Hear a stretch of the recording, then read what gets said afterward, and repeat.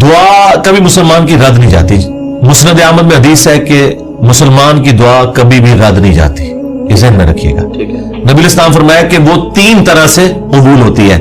یا جو کچھ مانگا وہ مل جائے گا, یا اس کے بدلے کوئی بہتر نعم البدل مل جائے گا, کوئی مصیبت بھی ٹال سکتی ہے. اور اگر یہ نہ ہوا تو وہ تمہاری دعا قیامت کے دن کے لیے سٹور کر دی جائے گی, تمہیں اجر ملے گا. لہذا یہ تو اپنے دماغ سے نکال دیں کہ دعا ریجیکٹ ہوتی ہے. دعا کبھی بھی ریجیکٹ نہیں ہوتی. دوسری بات, دعا کرنا آپشنل نہیں ہے, یہ مسلمان پہ فرض ہے. جو مسلمان دعا نہیں کرتا وہ اللہ کا نافرمان ہے, اللہ تعالیٰ کا باغی ہے, اللہ تعالیٰ اس سے ناراض ہوتا ہے.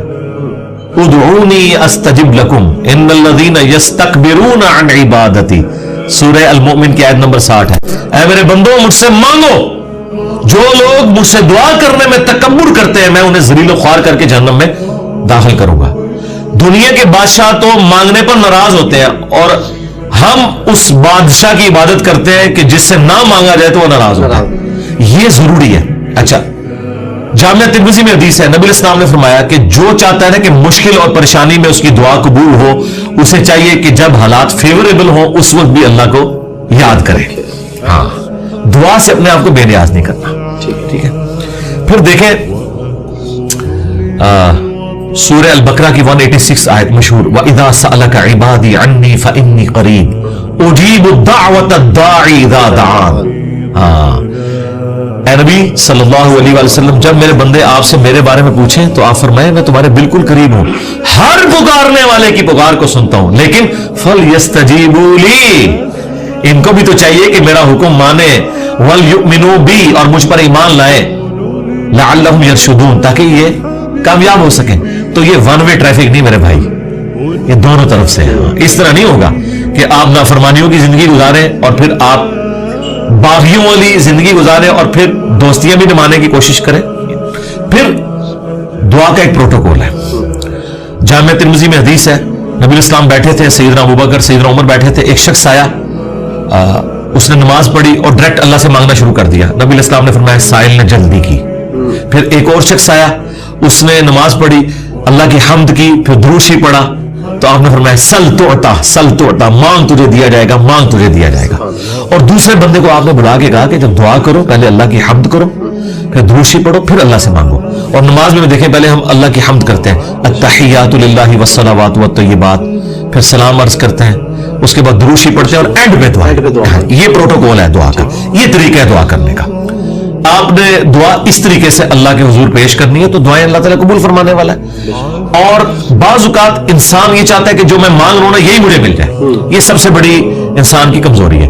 میں اپنی زندگی میں کئی ایسی دعائیں جانتا ہوں جو میں آج کہتا ہوں کہ شکر ہے وہ قبول نہیں ہوئی, اور اس وقت اگر آپ مجھے پوچھتے تو میں کہتا کہ میری زندگی کی سب سے بڑی خواہش یہ ہے. میں نے خلاف کعبہ 2002 میں پکڑ کے دعا کی تھی کہ اے اللہ مجھے بریلوی مارنا, بجائے یہ کہتے کہ مسلمان مارنا. میں ایک فرقے کے لیے دعا کر رہا تھا. شکر ہے اللہ قبول نہیں کی تھی, تیری مہربانی. آندہ بھی کوئی دعا قبول نہ آئے تھے, اسی میں بہتری ہے جو قرآن میں ہے نا کہ جس چیز سے تم کراہت محسوس کر رہے ہوتے ہو عین ممکن ہے اس میں تمہارے لیے خیر چھپی بھی ہو. اللہ جانتا ہے, تم نہیں جانتے. بعض اوقات انسان کسی چیز میں کراہت محسوس کر رہا ہے, اس میں خیر چھپی ہوئی ہے, اور جس چیز کو محبت کی نظر سے دیکھ رہا ہے اس میں اس کے لیے شر چھپا ہوا ہے. اس کو ڈاکٹر ذاکر نائک نے بڑی مثال پیاری دی تھی کہ آپ کا امریکہ میں کوئی بزنس ہو اور آپ نے فلائٹ سے پہنچنا ہو, میٹنگ ہو آپ کی, اور وہ میٹنگ آپ اٹینڈ کریں تو آپ کو کروڑوں کا بزنس ملنے والا ہے, اور اگر رہ جائے تو آپ کا اتنا نقصان ہو جائے گا سر بزنس مین کے لیے. آپ جیسے ہی ٹریفک کے لیٹ ہونے کی وجہ سے ایئرپورٹ پہنچیں اور آپ کو پتا چلے کہ وہ جہاز اڑ گیا ہے جس میں آپ نے جانا تھا, تو آپ کہیں گے میری زندگی کی سب سے بری خبر تھی جو میں نے سنی. اور اسی گاڑی میں واپس آتے ہوئے آپ کو خبر ملے کہ وہ جہاز کریش کر گیا, تو آپ کہیں گے وہ میری زندگی کی سب سے بہترین خبر تھی جو میں نے اس وقت سنی تھی, شکر ہے میں نہیں بیٹھا اس میں. ایک ہی خبر تھوڑی دیر پہلے زندگی کی بدترین خبر تھی اور اگلے لمحے وہ سب سے اچھی. اچھا, اس چیز کو اللہ نے قرآن میں حضرت موسیٰ اور خضر کے واقعے میں سمجھایا, جس میں وہ ایک بچے کی گردن مروڑ دیتے ہیں. وہ یہ نہیں ہے کہ یہاں کو پیر بچوں کی گردنیں مروڑیں گے, وہ فرشتہ تھا, وہ حضرت اسرائیل والا کام کر رہا تھا, اس کو اللہ تعالیٰ نے اتنی عمر بچے کو دینی تھی. لیکن اس کے جواب میں انہوں نے کیا کہا کہ تمہارے رب نے ارادہ کیا کہ اس سے بہتر اولاد انہیں دے، کیونکہ اس اولاد میں ذلیل کروانا تھا ماں باپ کو. تو مسئلہ تقدیر سمجھایا گیا نا کہ اگر کوئی تکلیف پہنچتی ہے تو آپ کو نہیں پتا. اور واسف علی واسف صاحب کہتے ہیں میں ایک دفعہ داتا دربار بیٹھا ہوا تھا، ایک بندہ دعا کر رہا تھا یا اللہ جو 25 سال پہلے میں نے دعا مانگی تھی وہ واپس لے لے. یہی وہ ریپیٹ کر رہا تھا. تو میں نے اسے بعد میں پوچھا کہ یہ آپ کیا بات کر رہے ہیں؟ تو کہنے لگا میری بیٹی ہی تھی، ساری اچھی نکلی ہیں، لیکن میری تسلی نہیں ہوتی تھی. 25 سال پہلے میں نے ایک بیٹا مانگا رو رو کے، کتنی منتوں سے مرادوں سے، اور وہ چرس اور ہیروئن کے نشے میں پڑ گیا تو گھر کا سارا سامان اس نے بیچ دیا.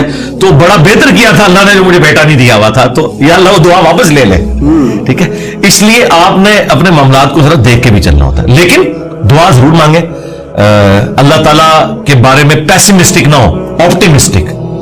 نبی اسلام کی حدیث ہے بخاری مسلم میں کہ کبھی یوں بھی دعا نہیں کرنی کہ اگر یا اللہ تو چاہے، اگر وگر نہیں، پورے پیشن سے مانگے، صحیح دعا مانگے.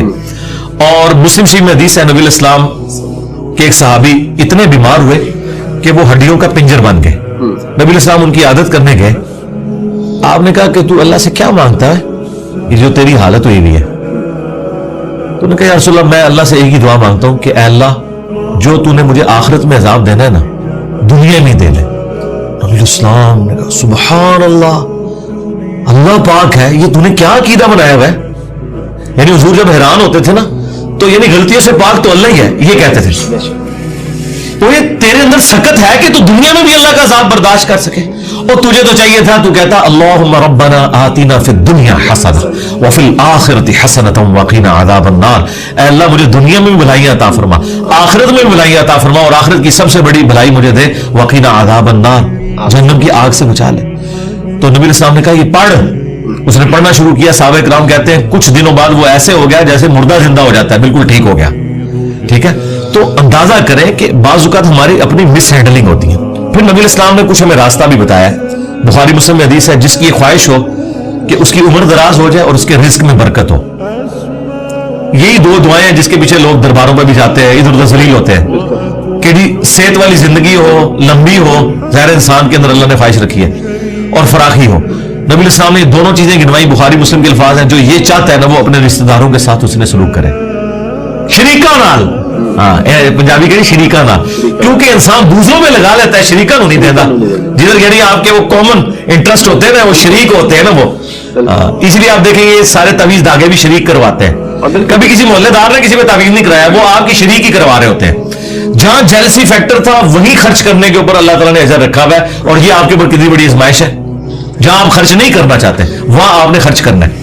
اب جو آپ نے وسیلہ اور توسل کی بات کی وہ صحیح بخاری میں حدیث ہے 1010 نمبر حدیث 1010 کہ حضرت عمر فاروق رضی اللہ تعالیٰ کے دور میں جب قحط پڑ جاتا تو وہ دعا کرتے اللہم، اللہ تعالیٰ کو مخاطب کر کے کہ اے اللہ انا کنا نتوسل الیک بنبینا، پہلے ہم تیرے نبی سے دعائیں کروایا کرتے تھے، اب ان کی وفات کے بعد ان کے چچا کو لے کے آئے، ان کی دعا کی برکت سے بارش نازل فرما. اور وہ بارش نازل ہو جاتی. یہ حضرت عمر نے امت کو عقیدہ دیا ہے کہ توسل اور وسیلہ یہ نہیں ہے کہ کسی کے واسطے آپ نے ڈالنے اللہ کو، بلکہ یہ ہے کہ اس نیک بندے سے جا کے دعا کروانی ہے. بخاری مسلم میں ہے کہ بارش نہیں ہوتی تھی، صحابہ کرام نبی علیہ السلام سے دعا کرواتے تھے، دعا کی برکت سے بارش ہو جاتی تھی. اب قبر رسول پہ جا کے آپ نے نبی علیہ السلام سے کوئی نہیں مانگنا. ہاں وہ دعاؤں کی قبولیت کی جگہ ہے، وہاں کھڑے ہو صلاۃ والسلام عرض کریں. 4 کتابوں میں موجود ہے، المصنف ابن ابی شیبہ میں، سنن کبری البیہقی میں، الموطا امام مالک میں، فضل الصلاۃ علی النبی کے اندر کہ صحابہ کرام اور خصوصاً ابن عمر کے بارے میں کہ مسجد نبوی میں وہ آتے، پہلے سفر پہ جاتے یا واپس آتے، پہلے مسجد نبوی میں 2 نفل پڑھتے اور قبر رسول پر آ کے عرض کرتے السلام علیکہ یا رسول اللہ، السلام علیکہ یا ابا بکر، السلام علیکہ یا عمر. ایک روایت میں السلام علیکہ یا ابا تھا، میرے باپ آپ پر سلام ہو. تو یہ صحابہ کرام کا طریقہ تھا قبر رسول پہ حاضر ہونا، وہاں کھڑے ہو کر اللہ سے دعا مانگنی ہے. آپ نے کسی یعنی بزرگ سے یا پیغمبر سے ڈائریکٹ نہیں مانگنی اور نہ واسطے ڈالنے. دیکھیں قرآن میں 40 کے قریب دعائیں آئی ہیں، سب ربنا کے ساتھ ہیں، کوئی وسیلے واسطے نہیں ہے اس میں. مجھے نہیں سمجھ آتی آپ وسیلے واسطے سے بھی آگے جا کے یہ ڈائریکٹ بزرگوں کو پکارتے ہیں، یا علی مدد کہتے ہیں، یا شیخ عبد القادر جیلانی مدد کہتے ہیں. ان سے پوچھو کہ اللہ کے بندو کیا مولا علی علیہ السلام نے کسی کا واسطہ ڈال کے کبھی دعا کی ہے یا اسے پکارا ہے؟ شیعہ کی جو سب سے اتھینٹک کتاب ہے نا مولا علی کے خطبات نہج البلاغہ، اس میں ایک خطبہ موجود ہے، اپنے بیٹے کو انہوں نے کچھ نصیحتیں کی ہیں. اس میں انہوں نے کہا کہ حسن یاد رکھنا تم اس کی اولاد ہو جس نے ان قریب مر کے مٹی ہو جانا ہے، بقا صرف اللہ کی ذات کو ہے. حسن جب بھی تجھے مصیبت اور پریشانی ہو صرف اسی کو پکارنا، اور اے میرے بیٹے حسن یاد رکھنا اللہ کی بارگاہ وہ ہے جس میں اس نے اپنے لیے کوئی دربان بھی مقرر نہیں کیا، تم ڈائریکٹ اللہ سے مانگو. اب مجھے بتائیں اگر یا علی مدد کا عقیدہ ہوتا تو سب سے پہلے وہ اپنے بیٹے کو سکھاتے حسن ابن علی کو. اگر حسن ابن علی کو یا علی مدد کا عقیدہ نہیں سکھایا گیا تو باقی تو شاہی کوئی نہیں. پھر یہ سارے انہوں نے گھڑے ہوئے عقیدے. ہاں آپ یہ کہہ سکتے ہیں اے اللہ جو تجھے اپنے نبیوں سے، ان کے اہل البیت سے، ان کے صحابہ سے محبت ہے، میں اس محبت کا وسیلہ تجھے پیش کرتا ہوں کہ میرا یہ کام کر دے. یہ اللہ کی صفت کا وسیلہ ہوگا. ٹھیک ہے، وَلِلَّهِ الْأَسْمَاءُ الْحُسْنَى فَادْعُوهُ بِهَا. اللہ کا اپنے پیغمبروں سے محبت کرنا یہ اللہ کی صفت ہے، اس کا آپ وسیلہ پیش کر سکتے ہیں. ٹھیک ہے، اس طرح نیک اعمال کا وسیلہ وَاسْتَعِينُوا بِالصَّبْرِ وَالصَّلَاةِ، نماز اور صبر کے ذریعے اللہ کی مدد چاہو، بالکل آپ وسیلہ پیش کریں. وہ 3 لوگ وہ غار میں پھنس گئے تھے، بخاری مسلم میں آتا ہے، انہوں نے اپنے عمل کا وسیلہ پیش کیا. یہ آپ کریں، بالکل کریں، اس میں تو کوئی شک والی بات نہیں. لیکن یہ جو واسطے ڈالنا فلانے کا صدقہ، یہ کوئی ثابت نہیں میرے بھائی. اس طرح کی کوئی روایت اصول محدثین کے اوپر صحیح نہیں ہے. جی